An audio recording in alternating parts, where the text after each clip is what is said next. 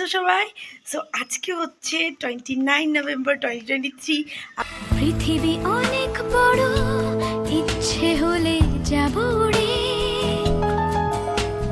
বাতাসে মাখবো রোদ, ইচ্ছে হলে যাব পুড়ে, আকাশ গাইবে গান নীলে নীলে সুরে সুরে। চলো যাই বহু দূরে, ডানা মেলে ওই নীলে চেনা সীমা। আর দেখতে পাচ্ছ আমি সুন্দর করে রেডি হয়ে আছি। কেন জানো? কারণ আমি যাচ্ছি এক জায়গায় ঘুরতে।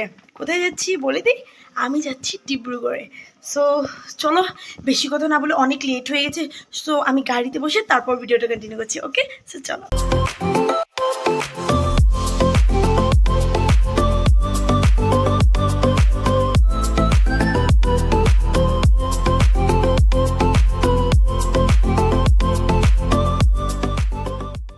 আচ্ছা, দেখলে তোমরা কি সুন্দর, তাই না? চারিদিকে সবুজ, চা বাগানে ভরা, নীল আকাশ আর মাঝে রাস্তা। এটাই হচ্ছে আমাদের আসামের সৌন্দর্য।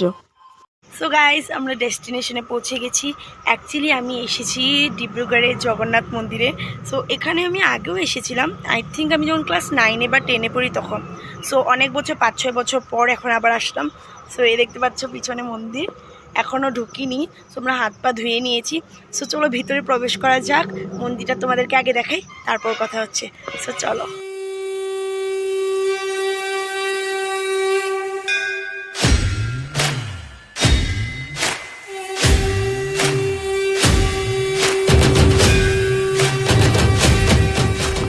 ডিব্রুগড় জগন্নাথ মন্দির নামটা হয়তো অনেকেই শুনেছো, আবার অনেকে হয়তো শুনোনি। তো আজকে তোমাদেরকে সেই মন্দিরটাই দেখাবো। এটা হচ্ছে মন্দিরের সিঁড়িটা, আর দু সাইডে দেখতে পাচ্ছ এরকম টপ করে রাখা আছে। আর এটা হচ্ছে প্রভু জগন্নাথ যেখানে আছে সেই মন্দিরটা। আর মন্দিরটার ঠিক দুপাশে এরকম সিঁড়ি করা আছে, আর মাঝেও একটা সিঁড়ি ছিল। আর এটা রাইট সাইড দেখতে পাচ্ছ। আর জগন্নাথ ঠাকুরের মন্দিরটা তো রয়েছে মাঝখানে, কিন্তু এরই চারিপাশে রয়েছে অন্যান্য ঠাকুরের মন্দির। তো সেগুলো সব কিছুই তোমাদেরকে দেখাবো, তোমরা পুরো ভিডিওতে দেখতে থাকো। তোমাদেরকে একটা কথা বলি, আমার ভাগ্যটা কেন যে এরকম আমি কিছু বুঝতেই পারি না, জানো? তোমাদেরকে বললেও তোমরা বলবে। যখন আমার কিছু একটা কাজ থাকবে, লাইক যেরকম আজকে আমি ঘুরতে এসেছি ডিব্রুগড়ে, তো ভিডিও তো বানাবোই না, ব্লগস বানাবো, রিলস বানাবো। আমার কি হয়েছে জানো? মোবাইলের চার্জ নেই, মোবাইলে জাস্ট 30% চার্জ নিয়ে আমি এত দূর ঘুরতে চলে এসেছি। আমার সাথে যে কেন প্রত্যেকবার এরকম হয় আমি বুঝতে পারি না। আর আগেরবার যখন আমি মহালয় দেখতে গেছিলাম তখন আমার মোবাইলে জাস্ট 20% চার্জ ছিল, 20 না, আই থিঙ্ক 15। সেটা নিয়ে আমি যেরকম তেরকম করে ভিডিও বানিয়েছি। তারপরেও আমি যখন আরও কয়েকদিন আগে যখন আমি অরুণাচল গেছিলাম তখনও জাস্ট আমি 30% চার্জ নিয়ে গেছি। অ্যাকচুয়ালিতে আমি জানতাম না যে আমি আজকে যাব, ঠিক আছে? সো হঠাৎ করে আমাকে ফোন করে ওরা সকালবেলা বলছে যে যাবি নাকি, তো বললাম ভিডিও তো করাই যাবে, চলো গিয়ে দর্শন করে আসি। তো আসলাম, আমার মোবাইলে চার্জ লাগিয়েছি, বাট 20% থেকে জাস্ট 30%ই চার্জ হয়েছে, আর বের হয়ে যাবে জলদি, তাই চার্জ দিতে পারলাম না। এখন কি করে যে এত ভিডিওস, এত কিছু ফটো রিলস বানাবো আমি নিজেই বুঝতে পারছি না। জানি সুইচ অফ হয়ে যাবে, প্রত্যেকবার আমার সাথে এটাই ঘটে। এত লাখ খারাপ কি বুঝতে পারি না আমি। আচ্ছা, এখন তোমরা যেটা দেখতে পাচ্ছ এরকমই কিন্তু মন্দিরের চারিপাশের ওয়ালে অনেকগুলো চিত্র করা ছিল। আর এখানে বেশিরভাগই চিত্র ছিল কৃষ্ণ ঠাকুরের ছোটোবেলাকে নিয়ে, যেরকম গোপাল ঠাকুর মাখন চুরি করে খাচ্ছে, বাকাসুর বধ, নরকাসুর বধ, আর বিষ্ণু ঠাকুরের অন্যান্য অবতারগুলো এখানে বর্ণনা করা ছিল। আর এখানে কিন্তু দেখতে পাচ্ছ অনেকগুলো মন্দির আছে, শুধু একটি মন্দির যে সেরকম না। এখানে লক্ষ্মী ঠাকুরের মন্দির, শিব মন্দির, গণেশ ঠাকুরের মন্দির, অনেকগুলো মন্দির ছিল। আর জানো, এই জায়গাটা এতটাই শান্তিপূর্ণ ছিল যে মনটা অনেকটাই ভালো হয়ে গেছিলো। সারাদিন যে এতটা জার্নি করে এসেছি কিছু বুঝিনি, কোনো কিছু আসারই হয়নি আমাদের, এতটাই ভালো লেগেছে এখানে এসে।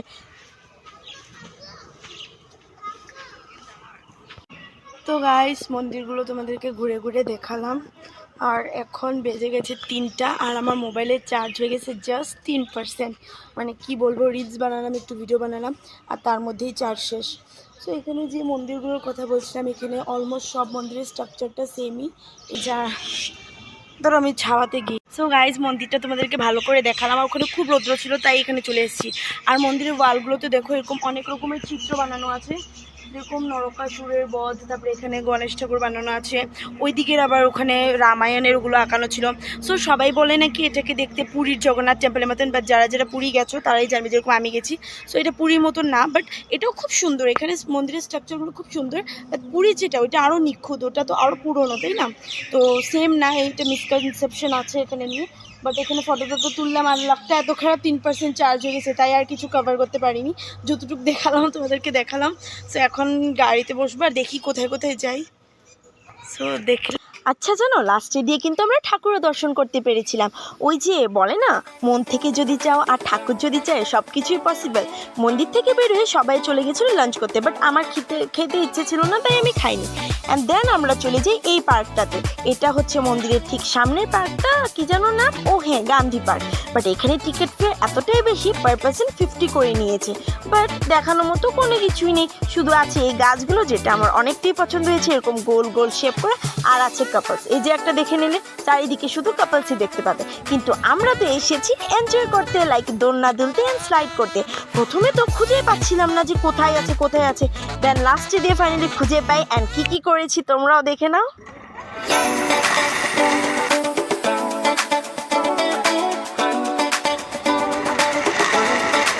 দোলনা দুলতে দুলতে শেষ হলো আমাদের আজকের ব্লগটা।